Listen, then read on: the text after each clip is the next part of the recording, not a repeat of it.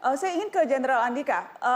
Sebetulnya bagaimana porsi dan posisi TNI AD dalam penelitian vaksin Nusantara ini? Karena sejak awal kan kemudian tersebut bahkan terseret-seret. Sebetulnya posisinya di mana, Jenderal? Kami kan bukan inisiatornya, Mbak ya. Tetapi memang ketika Angkatan Darat dihubungi oleh tim peneliti, kita siap. Karena apa? Karena memang Angkatan Darat di RSPAD kita sudah memiliki Cell Cure Center. Nah, ini sejak tahun 2017 lalu dan ini juga sebuah pengadaan baru yang teknologinya menggunakan peralatannya juga dari Jerman.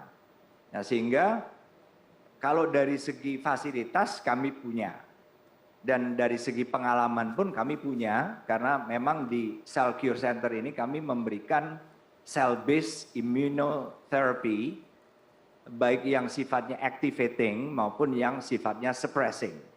Dan sampai sekarang ini kurang lebih hampir 200-an kasus yang sudah ditangani di Cell Cure Center sini. Sehingga itulah peran kami. Kami punya fasilitas dan kami diminta, kami siap. Kenapa tidak mendukung sebuah penelitian untuk mendapatkan temuan baru. Jadi ini setelah MOU ini apakah kemudian program ini akan menjadi miliknya TNI AD?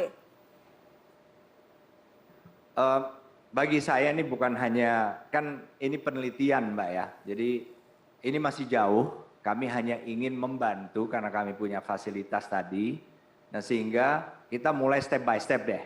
Tadi pagi tim peneliti sudah memaparkan rencana detailnya kepada Komite Etik RSPAD. Dan besok itu dipaparkan ke saya. Tadi juga sudah mendapatkan baik masukan-masukan maupun penyempurnaan. Nah itu yang akan disempurnakan, besok dijelaskan ke saya. Dan itu juga akan kita komunikasikan dengan Kementerian Kesehatan sebagai supervisor dari penelitian ini.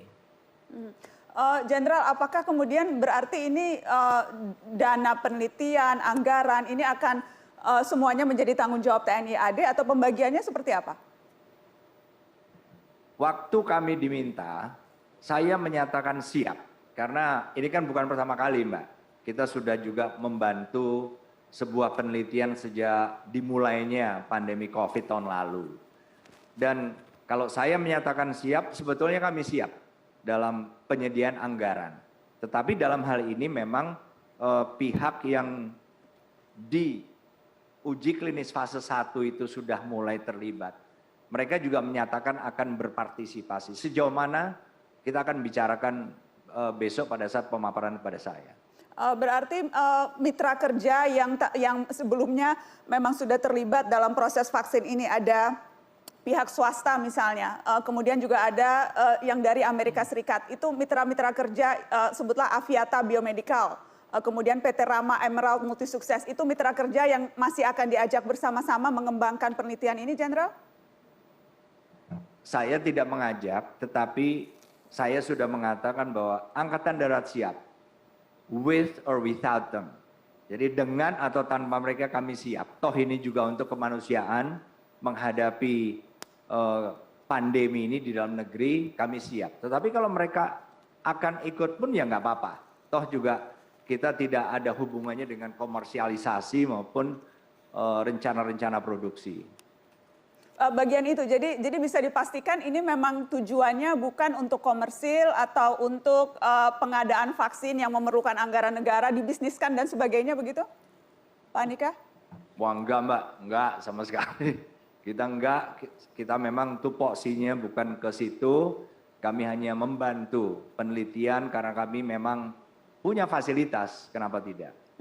Baik, saya ke Pak Wamen.